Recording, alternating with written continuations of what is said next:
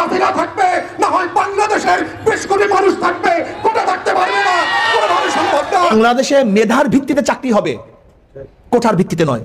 এই কোঠার পক্ষে আওয়ামী লীগ কেন? এটা হলো তার পেটুয়া বানিয়ে পাহারা পাড়ার জন্য। হাসিনা সরকারকে নতুন নির্বাচনের জন্য আন্তর্জাতিক চাপ পদত্যাগের সময় জানালো জাতিসংঘ। আমাদের প্রান্তিক জনগোষ্ঠীর ছেলে মেয়েরা যখন কোটার বিরুদ্ধে পাবলিক বিশ্ববিদ্যালয়গুলোতে আন্দোলন করছে, তখন আজকে মাত্র আমরা দেখলাম বরিশালে, কুমিল্লাতে, চট্টগ্রামে, ইভেন শাহবাগে আজকে পুলিশের সাজোয়া গান দিয়ে আমার দেশের তরুণ তরুণী শিক্ষার্থীদের উপরে গুলিবর্ষণ করা হচ্ছে, লাঠিচার্জ করা হচ্ছে। এটা পাঞ্জাবের আমল না, পাকিস্তানিদের হাতে আমরা বন্দী না, এটা 190 বছরের জমিদারি শাসন না।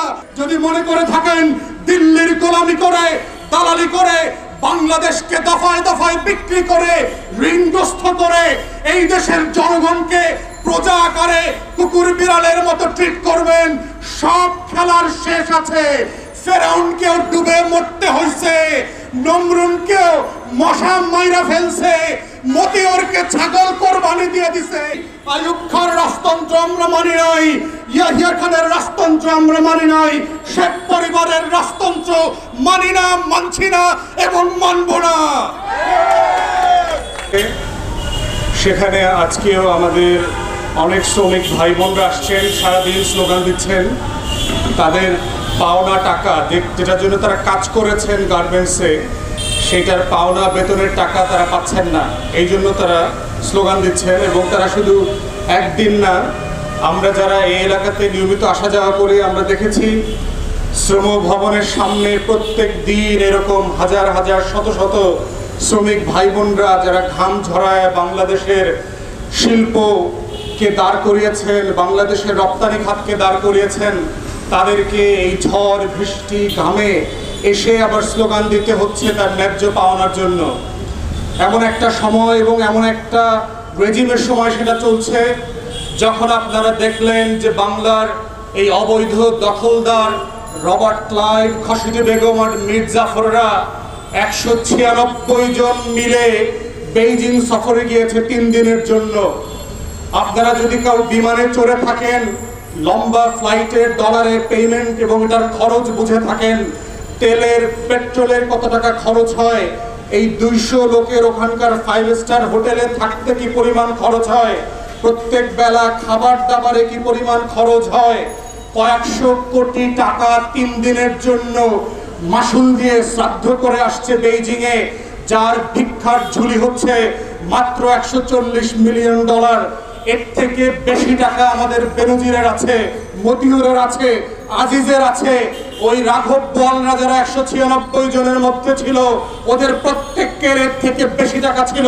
কিন্তু আমার শ্রমিক ভাই বোনরা যখন আজকে বেতনের জন্য আন্দোলন করছেন, গলা ফাটায় চিৎকার করছেন, ঘরে খাবার নাই, ওষুধ কেনার টাকা নাই, বাসা ভাড়ার টাকা জমে গেছে, ঋণের পর ঋণ জমতে জমতে আজকে আর বকেয়া দেওয়ার মতো অবস্থা নাই।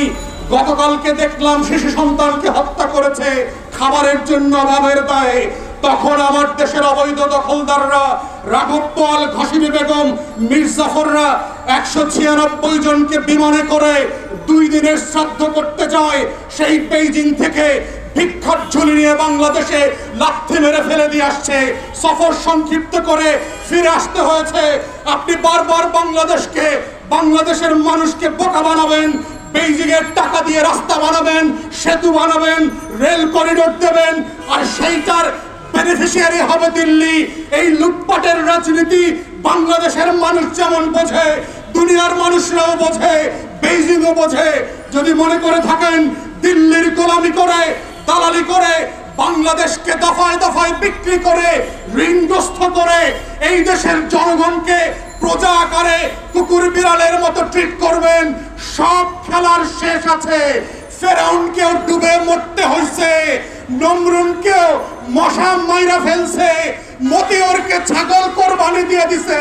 আপনাদের কোরবানির দিন আসতেছে, শুধু অপেক্ষা করেন।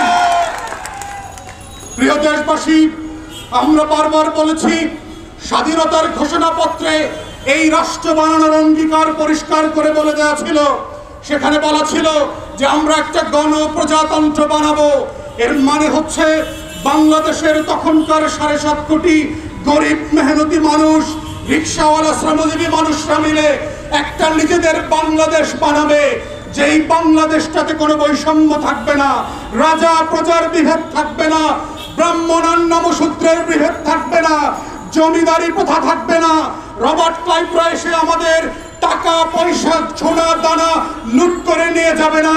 কিন্তু আমরা 53 বছর পরে এসে দেখতে পাচ্ছি এই বাংলাদেশটা আজকে আওয়ামী দখলদারদের হাতে, রবার্ট ক্লাইভ আর মির্জাফরদের হাতে লুট হয়ে গেছে। আমার সম্পদ আজকে আওয়ামী ব্যবসায়ী যারা আছে, এসালম, জগৎ শেখ, উমি চাহাদার, সামিট গ্রুপের রায়দুল্লভদের মতো, দরবেশ বাবাদের মতো শুধু দেশ থেকে লুট হয়ে যাচ্ছে না, বাংলাদেশের ব্যাংকগুলো থেকে লুট হয়ে যাচ্ছে। বাংলাদেশের ব্যাংকগুলোতে আজকে টাকা নাই, কাগজ ছাপিয়ে দিচ্ছে, 5 লক্ষ টাকার ক্যাশ পর্যন্ত চেক দিয়ে উঠানো যাচ্ছে না। সেই বাংলাদেশকে আজকে লুটেরার রাজ্যে পরিণত করেছে।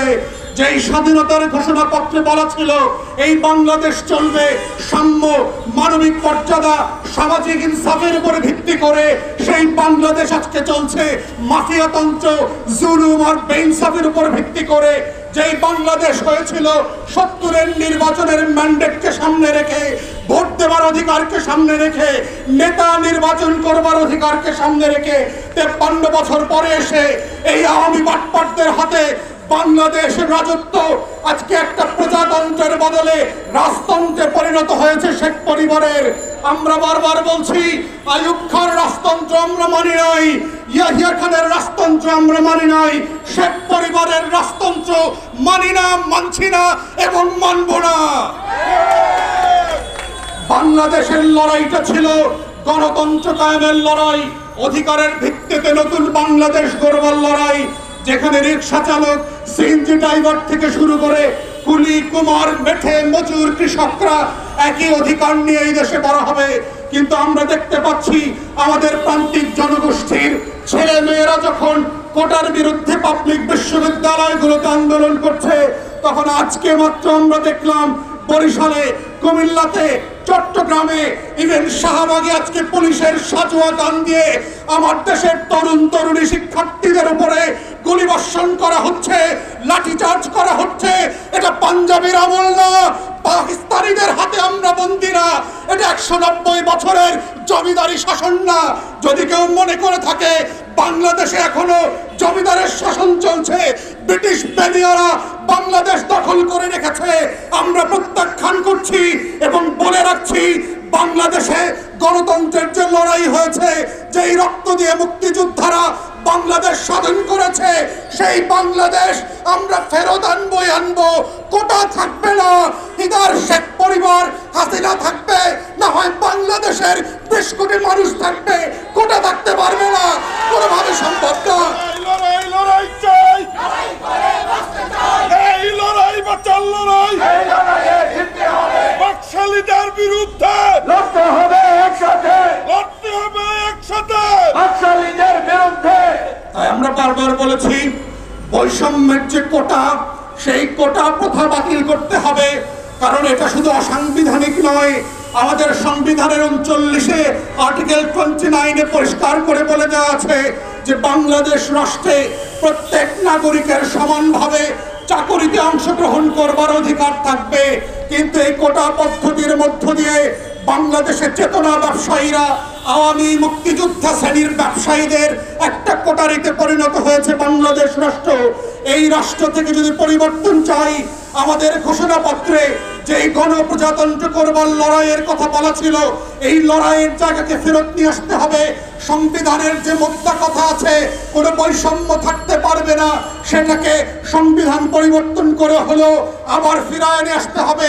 দেশে কোনো কোটা থাকবে না, শুধুমাত্র পাহাড়ি থেকে পিছিয়ে পড়া জনগোষ্ঠী আর প্রতিবন্ধীদের জন্য সর্বোচ্চ 5% কোটা থাকতে পারে। এর বাইরে কোনো আওয়ামী চেতনাবাসদের জন্য কোনো কোটা থাকবে না। নারী জেলা কোটার কোনো প্রয়োজন নাই, বাংলাদেশে মেধার ভিত্তিতে রাষ্ট্র পরিচালিত হইতে হবে, এটাই আমাদের স্বাধীনতার অঙ্গীকার ছিল।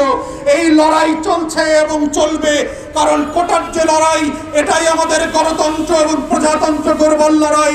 এটাই হচ্ছে বৈষম্যের বাহিরে এসে গণপ্রজাতন্ত্র সাম্যবাদী রাষ্ট্র করবার লড়াই। ইগালিটেরিয়ান প্রিন্সিপালের উপরে ভিত্তি করে, যেই ফ্রিডম অ্যান্ড লিবার্টি প্রিন্সিপালকে ভিত্তি করে বাংলাদেশ রাষ্ট্র স্বাধীন হয়েছিল, আমরা সেই রাষ্ট্র ফেরত পেতে চাই। তাই দেশবাসীকে অনুরোধ করব, লড়াই করেন, দেশের যে প্রান্তে যেভাবে আছেন মাঠে নামেন। এই রাষ্ট্র আপনার, এই রাষ্ট্র রিক্সাওয়ালার, সিএনজিওয়ালার, মেঠে মজুর, কৃষকের, পোশাক শিল্প শ্রমিকদের, এই রাষ্ট্র 20 কোটি মানুষের। আওয়ামী লীগ আর শেখ পরিবারকে এই রাষ্ট্র সাফকাওয়ালা দলিল করে লিখে দেওয়া হয় নাই, কখনো দেওয়া হবে না। অতএব এই রাষ্ট্রের মালিকানা আমরা ফেরত পাইতে চাই এবং এই পাওয়ার লড়াই আমরা আহ্বান করছি দেশবাসীকে, ছাত্র সমাজকে, যেই যেখানে আছেন লড়াইতে নামেন। আপনার অধিকার আপনাকে কেউ ফেরে দেবে না। প্রজাতন্ত্র গড়বার লড়াইয়ে সামিল হন। বাংলাদেশের স্বাধীনতা, সার্বভৌমত্ব, জাতীয় স্বার্থ রক্ষা করবার যে লড়াই, এটাই হচ্ছে আপনার নাগরিক লড়াই। আমরা সেই লড়াইয়ে আপনাকে অংশগ্রহণের আহ্বান জানিয়ে আমার বক্তব্য এখানেই শেষ করছি।